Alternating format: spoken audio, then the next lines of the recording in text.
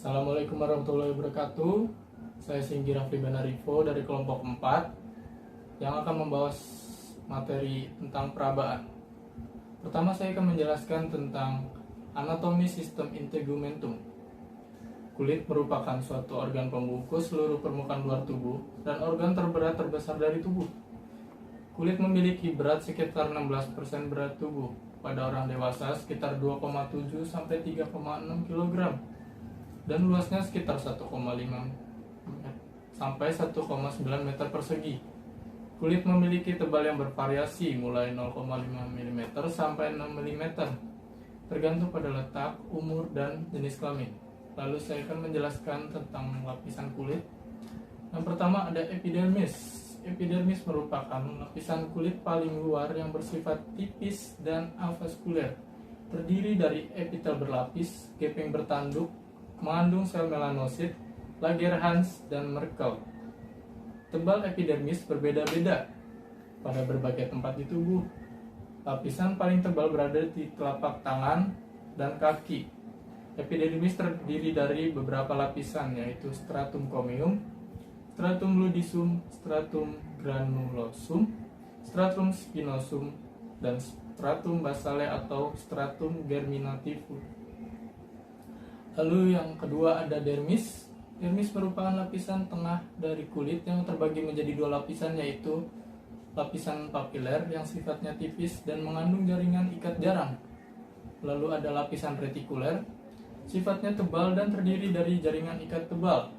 Lalu yang ketiga ada subcutis.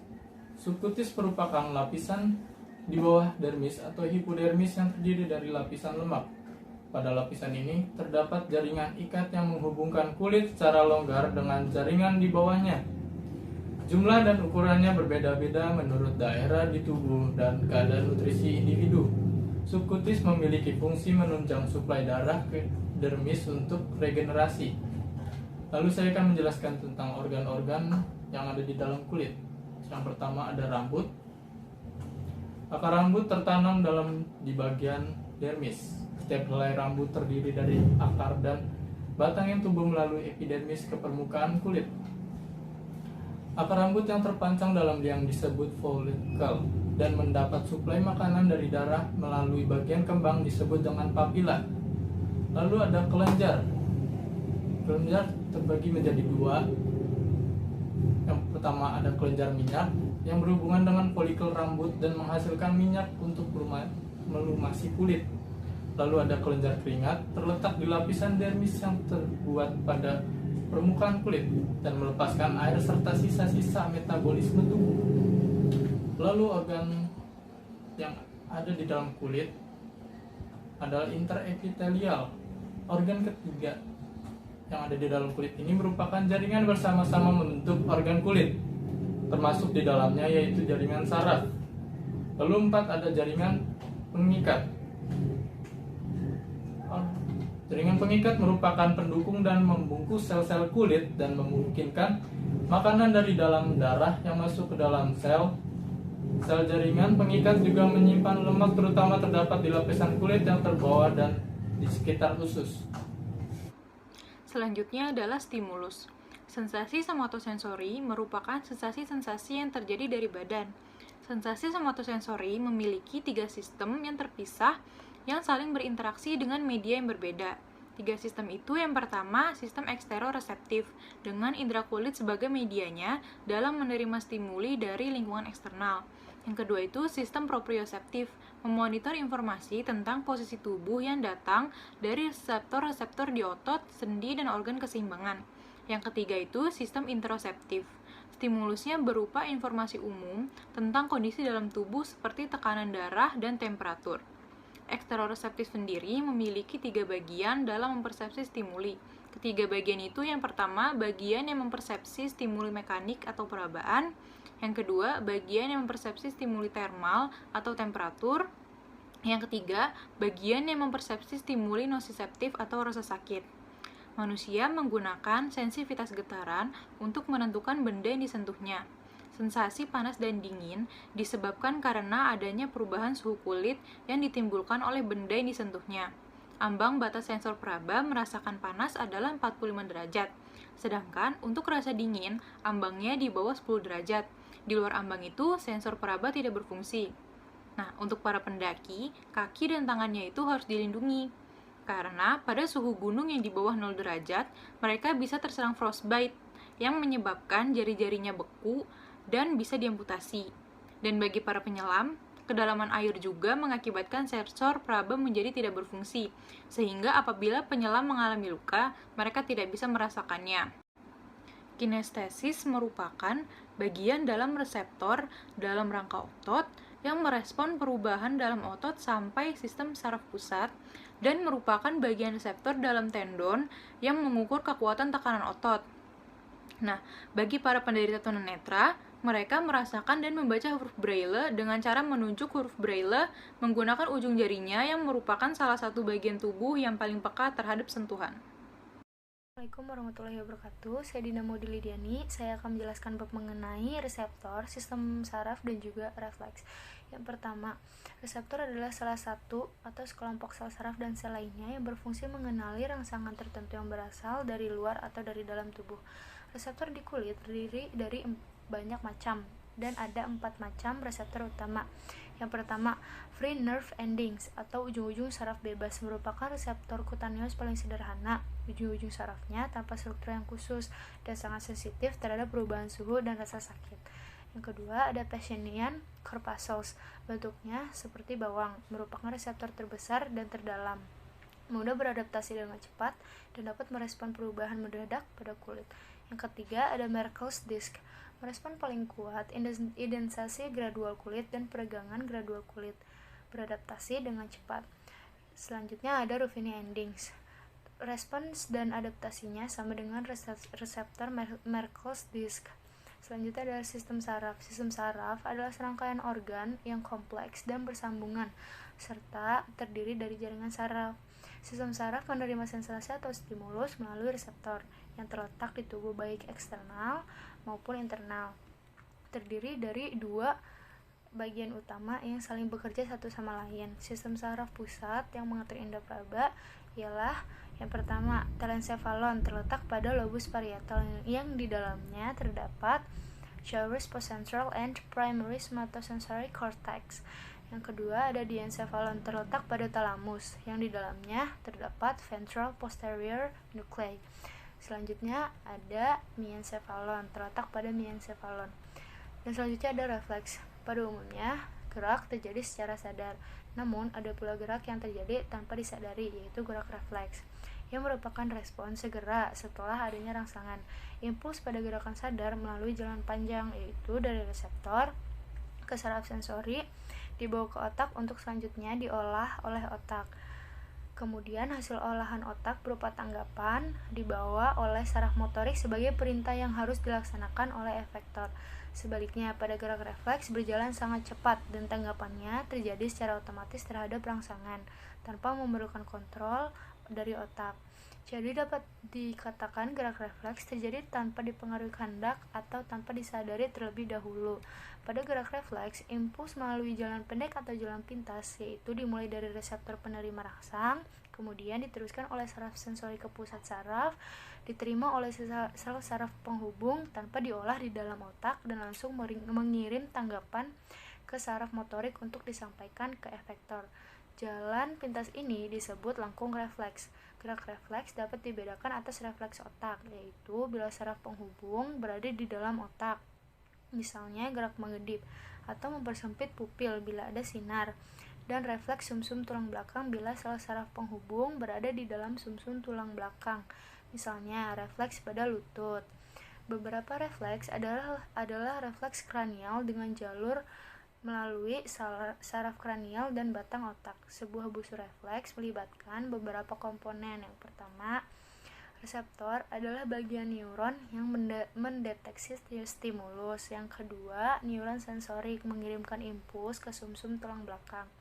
Yang ketiga, pusat integrasi melibatkan satu sinapsis atau lebih sinapsis dalam masalah abu-abu dari sumsum tulang belakang.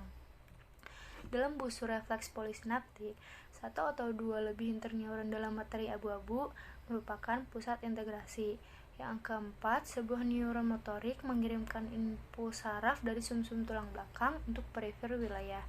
Dan yang terakhir, sebuah efektor adalah otot atau kelenjar yang menerima bentuk impuls motor neuron.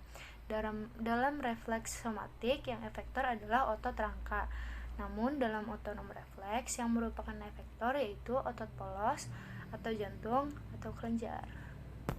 Selanjutnya ada anestesia. Anestesia ini adalah kehilangan indera peraba pada kulit, tetapi tidak sesuai dengan anatomi sistem saraf. Lalu ada nyeri, organ tubuh yang berperan sebagai reseptor. Nyeri adalah ujung saraf bebas dalam kulit yang hanya merespon terhadap stimulus kuat yang secara potensial merusak. Halo, aku akan melanjutkan tentang dermatom. Mekanisme dalam proses peradaban dimulai dari masuknya stimulus mengenai kulit, kemudian akan diterima oleh reseptor yang berproses menjadi sinyal-sinyal neuron melalui serabut-serabut neural yang membawa informasi dari reseptor kutaneus dan reseptor somatosensori berkumpul di saraf dan akan diteruskan ke sumsum tulang belakang melalui akar dorsal. Selanjutnya ada asomatognosia. Itu adalah kurangnya kesadaran terhadap bagian tubuh sendiri yang umumnya dialami oleh individu yang mengalami kerusakan pada bagian kanan lobus parientalnya, sehingga tubuh bagian kiri tidak dapat dirasakan. Selanjutnya ada reseptor indera peraba atau taktil. Yang pertama adalah sistem somatosensori atau perabaan dan rasa sakit. Itu merupakan sensasi yang tercipta di tubuh setiap individu. Yang kedua ada reseptor kutaneus. Yang paling sederhana adalah ujung-ujung saraf bebas yang merupakan ujung-ujung neuron tanpa struktur terspesialisasi yang sangat sensitif terhadap perubahan suhu dan rasa sakit. Yang ketiga ada sistem somatosensori dan korteks asosiasi. Sinyal-sinyal somatosensori pada akhirnya dikontraduksikan ke tingkat tertinggi di dalam hierarki sensori, ke daerah-daerah korteks asosiasi di korteks prefrontal dan parietal posterior.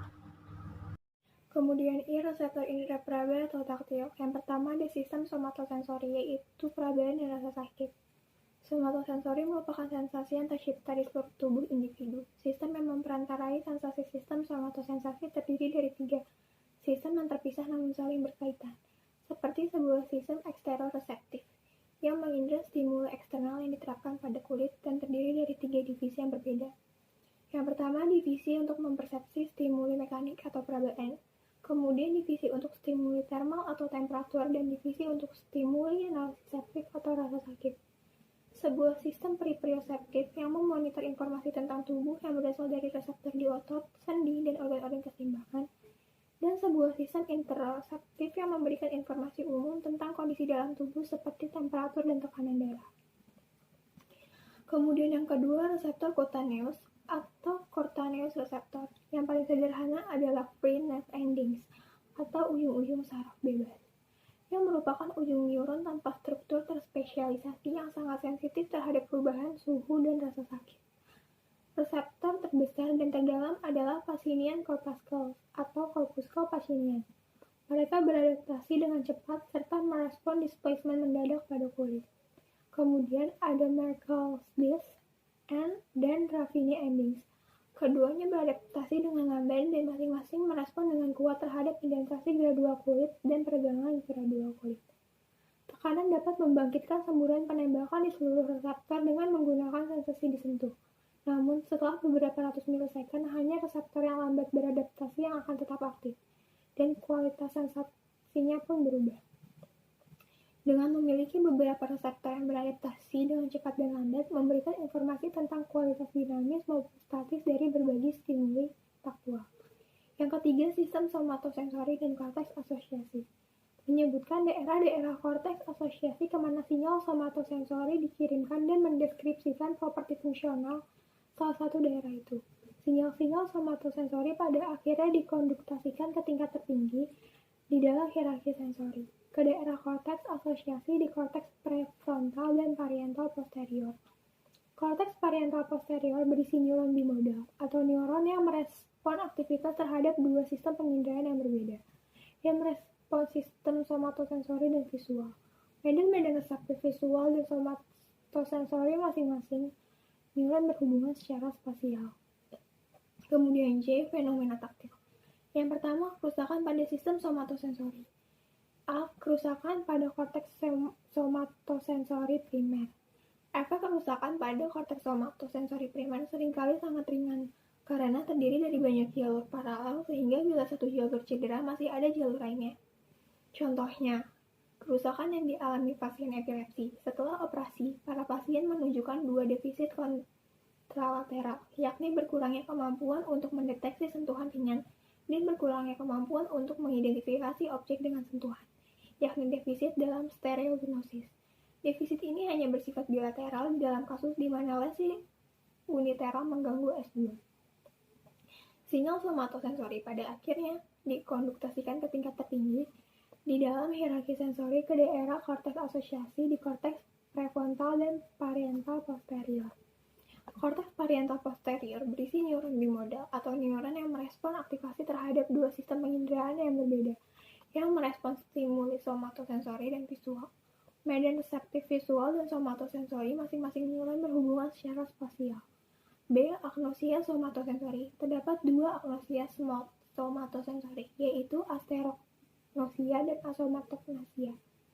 Yang pertama, asterognosia, yaitu ketidakmampuan untuk mengenali objek melalui sentuhan, dan asomatognosia yaitu ketidakmampuan untuk mengenali bagian tubuh sendiri, biasanya bersifat unilateral, yang hanya mempengaruhi sisi kiri tubuh saja dan biasanya berhubungan dengan kerusakan pada lobus parietal posterior kanan. Asomatognosia umumnya disertai dengan gejala asonoksia, yaitu kemampuan untuk mengenali gejalanya sendiri atau gangguan neurologis.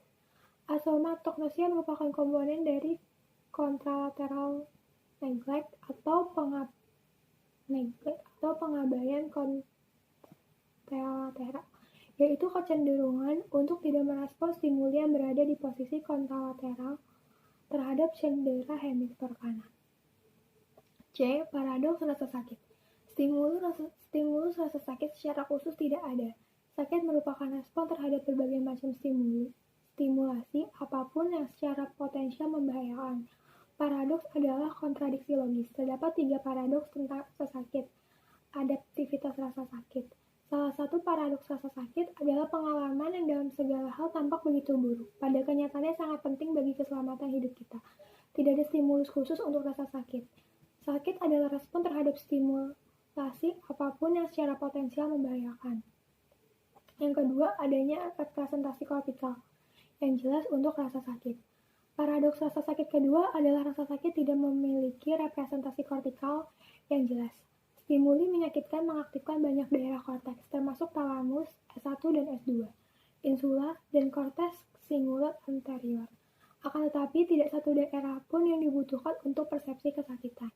Contohnya pada pasien hemisferektomi, yaitu pasien yang salah satu bagian hemisfer cerebralnya yang dianggap menimbulkan rasa sakit dibuang, tetapi pasien tersebut tetap merasakan rasa sakit dari kedua sisi tersebut. Ketiga, descending pain control. Pengalaman paling kuat antara semua pengalaman sensori dapat ditekan dengan sangat aktif oleh faktor kognitif dan emosional.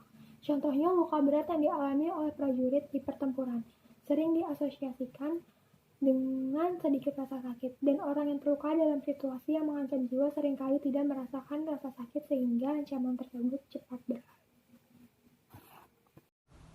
Mekanisme pengatur rasa sakit. Nyeri merupakan suatu mekanisme perlindungan tubuh untuk melindungi dan memberikan tanda bahaya tentang adanya gangguan di tubuh. Mekanisme nyeri adalah sebagai berikut: rangsangan diterima oleh reseptor nyeri diubah dalam bentuk impuls yang dihantarkan ke pusat nyeri di korteks otak. Setelah diproses di pusat nyeri, impuls dikembalikan ke perifer dalam bentuk persepsi nyeri. Rangsangan yang diterima oleh reseptor nyeri dapat berasal dari beberapa faktor dan dikelompokkan menjadi beberapa bagian. Yang pertama, rangsangan mekanik. Nyeri yang disebabkan karena pengaruh mekanik seperti tekanan, tusukan jarum, irisan pisau. Yang kedua, rangsangan termal. Nyeri yang disebabkan karena pengaruh suhu. Rata-rata manusia akan merasakan nyeri jika menerima panas di atas 45 derajat Celcius, di mana mulai pada suhu tersebut jaringan akan mengalami kerusakan. Rangsangan kimia. Jaringan yang mengalami kerusakan akan membebaskan zat yang disebut mediator yang dapat berikatan dengan reseptor nyeri antara lain bradikinin, serotonin, histamin, asetilkolin, dan prostaglandin.